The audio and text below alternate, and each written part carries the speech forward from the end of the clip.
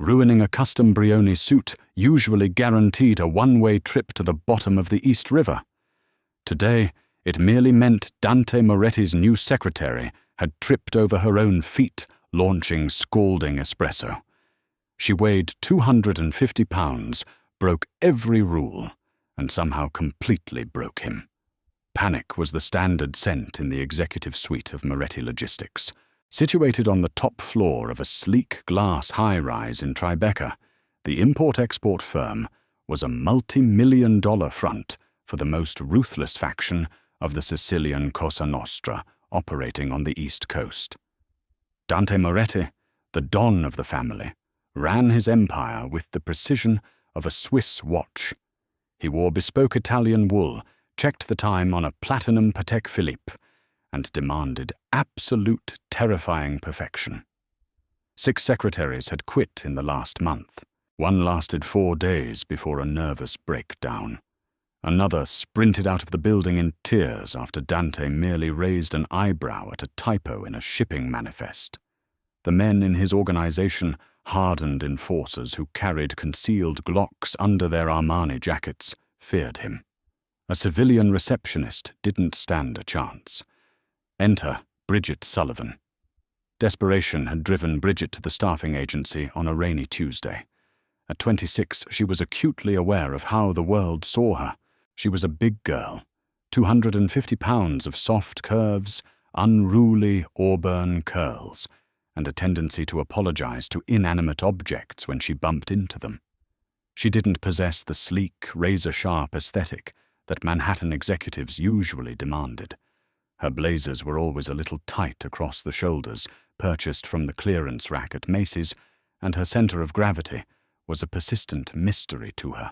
When the agency sent her to Moretti Logistics, they hadn't warned her about the boss. They only told her the pay was astronomical. Her first morning was a masterclass in disaster. Stepping off the private elevator, Bridget managed to catch the heel of her sensible loafer in the metal grate of the threshold. She stumbled her oversized tote bag swinging wildly and crashed directly into a towering man made of muscle and menace. It was Luca Dante's underboss and chief enforcer. "Watch it!" Luca snarled, his hand instinctively grazing the bulge at his waistband. "Oh, sweet mother of cheese, I am so sorry," Bridget gasped, scrambling to pick up a handful of loose tampons, half-eaten granola bars, and crumpled receipts that had spilled across the imported marble floor. She looked up, her round face flushed violently pink. "Gravity and I are in a bitter, ongoing feud." Luca stared at her. Women in their world were usually silent, calculating, and model-thin. This woman looked like a flustered baker who had wandered into a shark tank. He stepped aside, utterly bewildered, and pointed a tattooed finger toward the massive oak doors. "The boss is waiting. Bring him a black espresso. Lavazza. Double shot. If it's cold, he'll throw it at you." Bridget nodded frantically, her double chin trembling slightly. She marched to the executive kitchenette, successfully brewed the dark, viscous coffee, and balanced it on a silver tray. Taking a deep breath, she pushed open the heavy oak doors. Dante Moretti sat behind a desk crafted from reclaimed mahogany. He was breathtakingly intimidating. High cheekbones, a sharp jawline, dusted with dark stubble and eyes the color of a winter ocean. He was currently reviewing a ledger detailing millions of dollars in illicit weapons shipments, though to the untrained eye it looked like olive oil inventory. He didn't look up. "Put it down. Sort the files on the left. Don't speak." "Right away, Mr. Moretti," Bridget squeaked. She took 3 steps forward. Perhaps it was the plush thickness of the Persian rug. Perhaps it was a divine intervention, designed for maximum humiliation. Bridget's left foot hooked behind her right ankle. She pitched forward. The silver tray went airborne. Time seemed to slow down. The scalding black espresso soared through the air in a perfect, terrifying arc, landing directly on Dante's pristine $2,000 Brioni trousers. The silence in the room was absolute. It was the kind of heavy, suffocating silence that preceded an execution. Outside the glass walls, Luca and 2 guards winced, waiting for the inevitable roar. They silently placed bets on whether Dante would throw her out the window. Dante slowly stood up. The dark stain spread across his lap. His jaw ticked the muscles coiling tightly. He looked at the shattered porcelain on the floor, and then down at the woman sprawled on his rug. Bridget was on her hands and knees, her face buried in her hands. "Just kill me," she moaned into the carpet. "Honestly, just take a heavy book and end my suffering. I'll pay for the dry cleaning. I'll pawn my kidney." Dante stared at her. He was accustomed to people weeping, begging for their lives, or freezing in abject terror. He was not accustomed to an overweight, disheveled woman offering up her organs for dry cleaning money. "Get up!" His voice was a low, gravelly command. Bridget scrambled to her feet, wiping her hands on her skirt. She looked him dead in the eye, bracing for impact. She wasn't crying. She looked embarrassed, yes, but there was a stubborn tilt to her soft chin. "I am incredibly clumsy, Mr. Moretti," she said, her voice shaking, but surprisingly loud. "I once broke my own nose sneezing. But I type 90 words a minute. My filing system is flawless, and I need this job to pay my rent. So if you're going to fire me, do it quickly so I can beat the rush hour traffic." Dante's cold blue eyes scanned her. He noted the cheap fabric of her blouse, the soft roundness of her figure, and the absolute lack of deception in her expression. In his world of vipers and sycophants, she was a glaring, blinding anomaly. She was raw, messy reality. He grabbed a napkin and casually wiped at his trousers. "Clean up the glass, Miss Sullivan, then start on the files. If you bleed on my rug while picking up the shards, you're fired." Bridget blinked. "That's it. Do not test my patience," Dante warned, softly returning to his ledger. But as she hurried to gather the broken cup, he found his eyes lingering on the soft curve of her hips. Surviving the first day was a miracle. Surviving the first week was a statistical impossibility. By Friday, the betting pool among the Mafia foot soldiers had reached $5,000. Everyone had money on Bridget, quitting or getting carried out in a body bag. Instead, she was systematically tearing through the office like a chaotic, soft-edged tornado. Bridget's clumsiness was the stuff of legends. On Wednesday, she accidentally tripped over a heavy duffel bag in the corner of Dante's office, a bag containing $1 million in unmarked, untraceable $100 bills. Instead of asking questions, she just shoved it back under the sofa with her foot and muttered about the cleaning staff leaving gym bags around. On Thursday, she jammed the high-tech shredder, completely destroying a subpoena that the district attorney had spent months trying to serve the Moretti family. Luca had spent an hour trying to fix the machine, secretly ecstatic that the evidence was gone, while Bridget sat in the corner, eating a blueberry muffin and apologizing profusely. But it was her competence that baffled them most. Behind her clumsy exterior was a mind like a steel trap. She reorganized Dante's encrypted files, which were supposed to be locked, but she guessed the password was his late mother's maiden name and found a $200,000 discrepancy. "Mr. Moretti." She had poked her head into his office on Friday afternoon. Dante was cleaning a customized Beretta 9mm at his desk. A normal secretary would have screamed. Bridget just sighed, assuming it was a weird, rich guy paperweight. "What is it, Bridget?" he asked, not bothering to hide the weapon. He liked saying her name. It was soft. It fit her. "I balanced the Palermo shipping accounts. Someone named Vinny the Snake has been overcharging you for freight costs by 14% over the last 6 months. I took the liberty of drafting a strongly worded email demanding a refund, though I left out the profanity." Dante stopped wiping the barrel. He looked at the spreadsheet she placed on his desk. She had just casually uncovered an embezzlement scheme by one of his capos that his own accountants had missed. "You found this." he asked, his voice dangerously quiet. Well, yes. Numbers don't trip over their own feet, she said, a self-deprecating smile touching her lips. Is Vinny going to be a problem I can call him if you want? I have a very stern phone voice. Dante let out a sound that vaguely resembled a laugh. It was a rough, rusty sound that made Luca, who was standing by the door, physically jump. No, Bridget, I will handle Vinny. The shift in the office dynamic was palpable. The fearsome Don Moretti, who regularly ordered hits before breakfast, started leaving a fresh box of cannolis from a bakery on Mulberry Street on her desk every morning. He claimed they were extra from client meetings, but Bridget knew he only met with heavily armed, terrifying men who didn't eat pastries. She felt a strange, terrifying warmth blooming in her chest whenever he looked at her. He didn't look at her the way men usually did, with either immediate dismissal of her size or creepy fetishization. Dante looked at her like she was the only real thing in a room full of ghosts. But the reality of Dante's world was bound to crash into Bridget's bubble of blissful ignorance. It happened on the second Tuesday. Dante was in a heated meeting with two men from a rival family out of Chicago. They were massive, ugly men with scarred knuckles demanding a cut of the waterfront shipments. The tension in the executive office was thick enough to choke on. Guns were drawn under the table.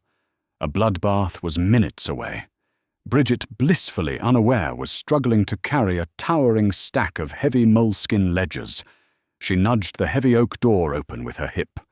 "Mr. Moretti, I have the woe!" Her heel caught the edge of the carpet. The laws of physics took over. 250 pounds of momentum propelled her forward. The giant stack of heavy leather-bound books flew from her hands like artillery shells. One thick ledger slammed directly into the face of the lead Chicago enforcer, breaking his nose with a sickening crunch. The man screamed, dropping his hidden weapon, as blood sprayed across the mahogany desk. Bridget crashed into the coffee table, shattering it completely. She groaned, rolling onto her back in the debris. Oh, sweet buttered biscuits, not again. The room froze. The second Chicago enforcer reached for his gun, but Dante was faster. With lightning speed, Dante's Beretta was leveled perfectly between the man's eyes. "Your friend had an accident," Dante said, his voice cold as ice. "I suggest you take him to a hospital, and if you ever come into my city demanding a cut of my ports again, the next heavy object to hit your face won't be a book."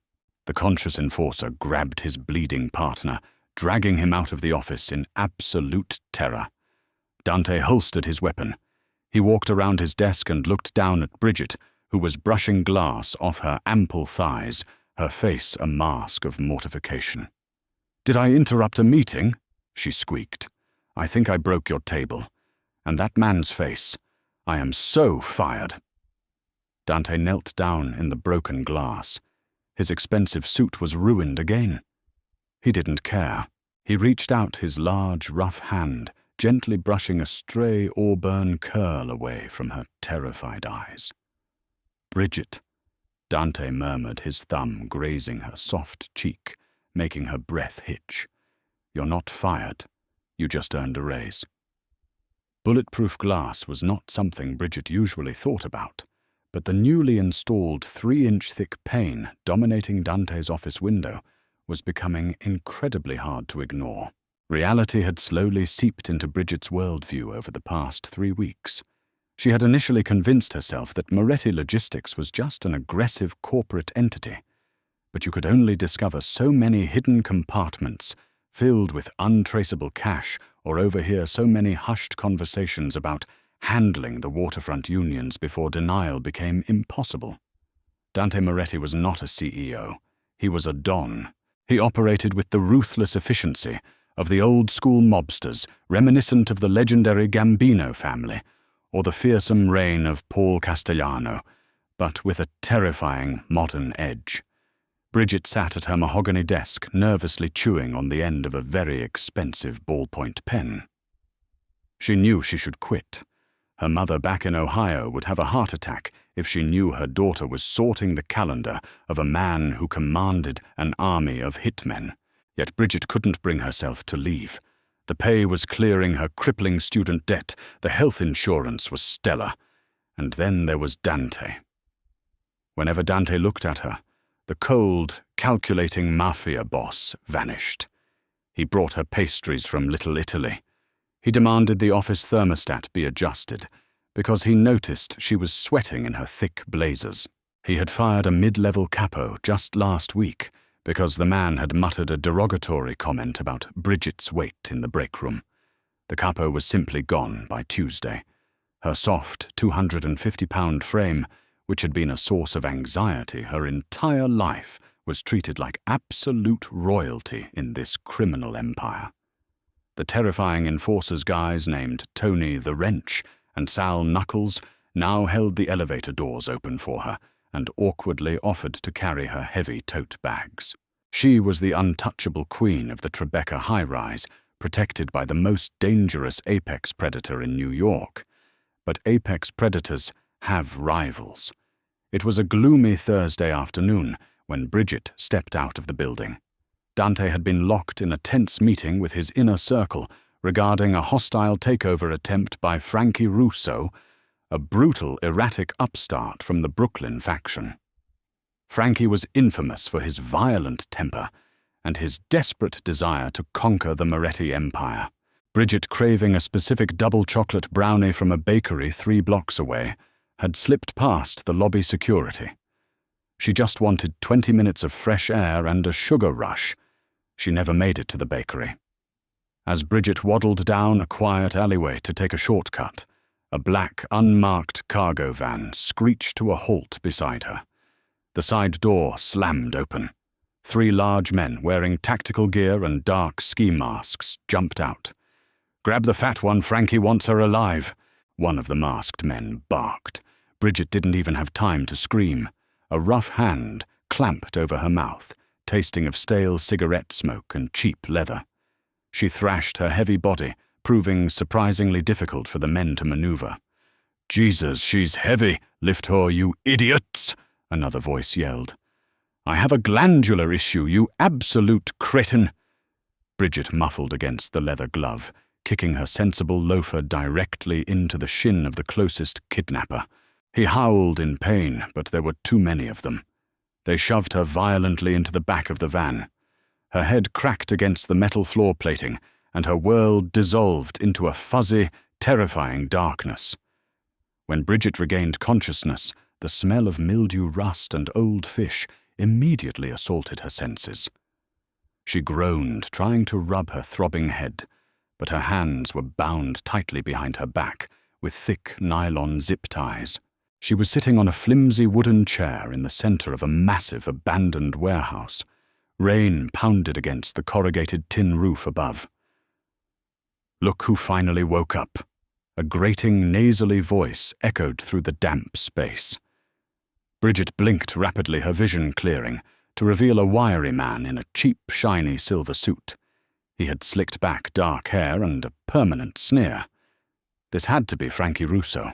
He looked exactly like the kind of man who would try to overcompensate for his lack of intellect with excessive violence. "Who are you?" Bridget asked, her voice shaking. She tried to shift her weight, but the wooden chair beneath her creaked ominously. It clearly wasn't rated for a plus-size woman. "I'm the guy who's going to take down Dante Moretti," Frankie sneered, pacing around her. He pulled out a sleek silver cell phone. "And you, Miss Sullivan, are my golden ticket. My spies told me Dante has a new pet. A clumsy, oversized secretary he's suddenly very protective of. It makes no sense to me, sweetheart. I mean, look at you. You're no supermodel. But word on the street is that Dante would burn the city down for you." Bridget felt a hot flush of shame and fear crawl up her neck. Even in a kidnapping, her weight was a punchline. "He won't negotiate with you," she said, trying to sound braver than she felt. "He's a businessman. I just answer his phones. I spill coffee on him. I am a liability. You've wasted your gas money." "We'll see about that." Frankie laughed cruelly. He dialed a number and put the phone on speaker, holding it up so Bridget could hear. The line rang twice before a voice answered. The sheer icy rage radiating from the speaker made the temperature in the warehouse plummet. "Russo." Dante's voice was barely a whisper, yet it sounded like a death sentence. "If you have touched a single hair on her head, I will peel the skin from your bones while you watch." Bridget gasped. "Dante, don't give him anything. I'm fine. Just fire me, and let him deal with my student loans." "Shut up!" Frankie backhanded her across the face. The strike stung, snapping Bridget's head to the side, leaving a bright red mark on her pale, soft cheek. Through the phone, the silence was deafening.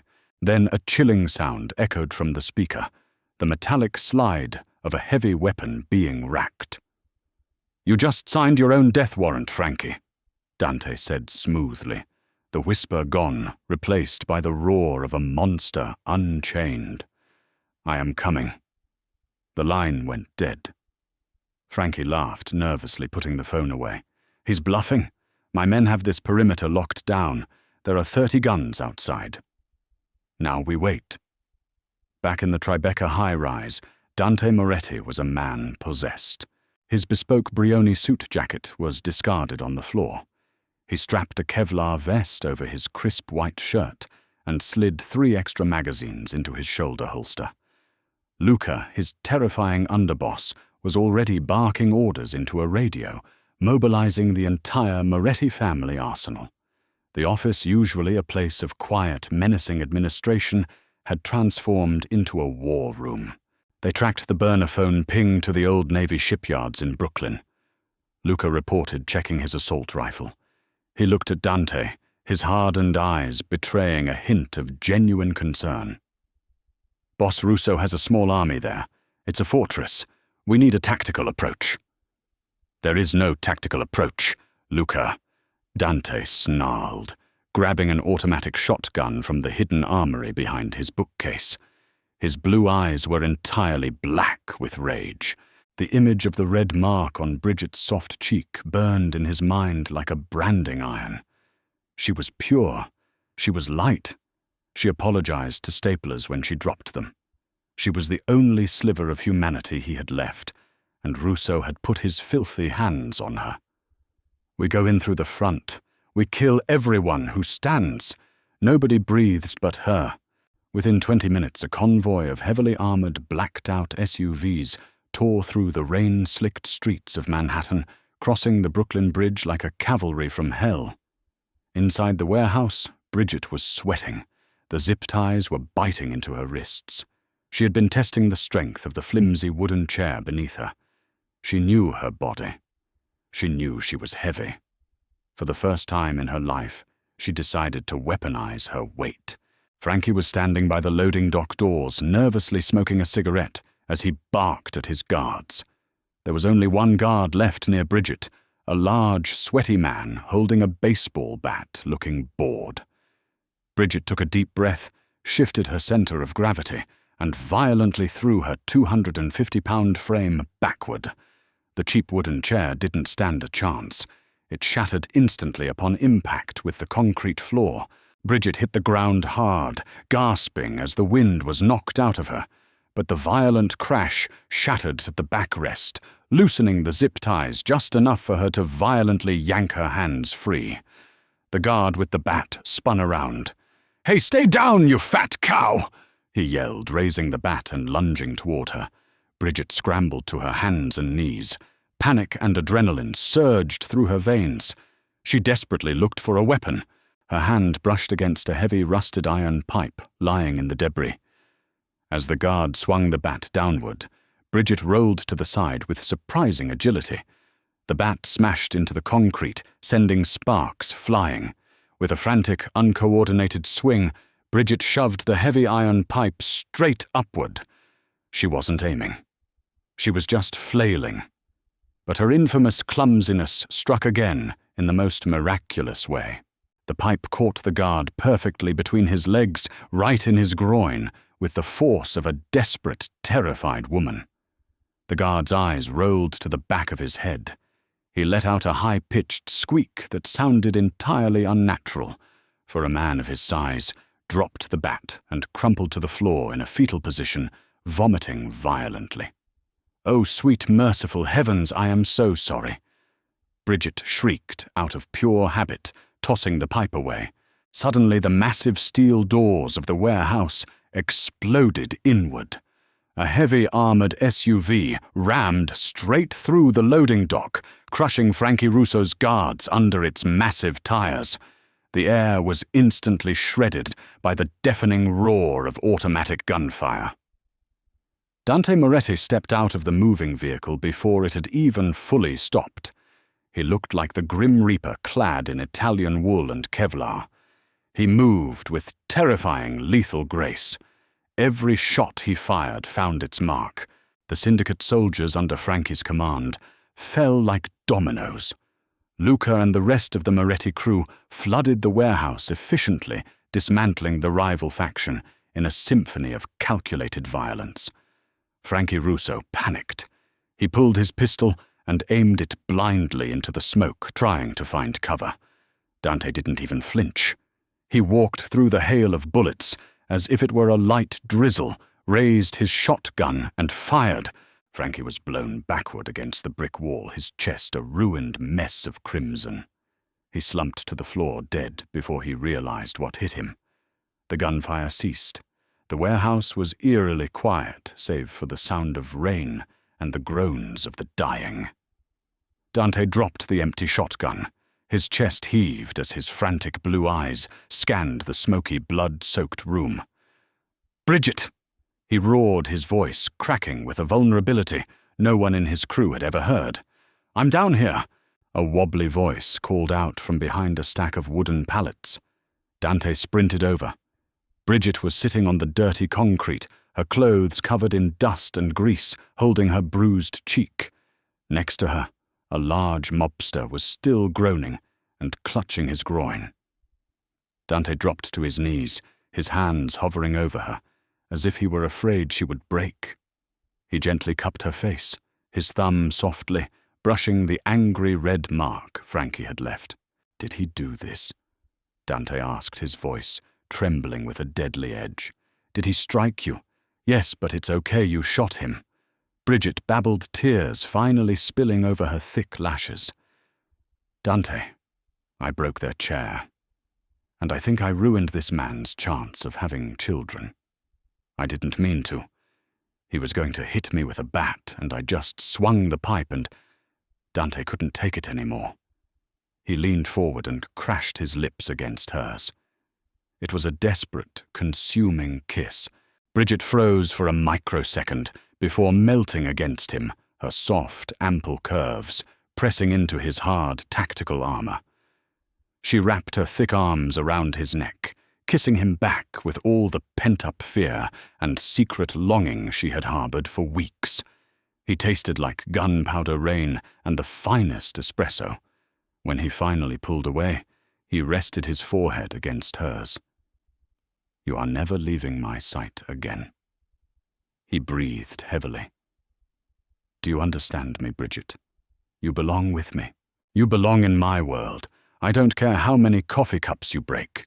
I don't care how many ledgers you drop. I will build you an empire of soft carpets and padded corners. But you are mine." Bridget let out a watery, exhausted laugh. "Are you offering me a promotion, Mr. Moretti?" "I'm offering you the throne," Dante corrected softly.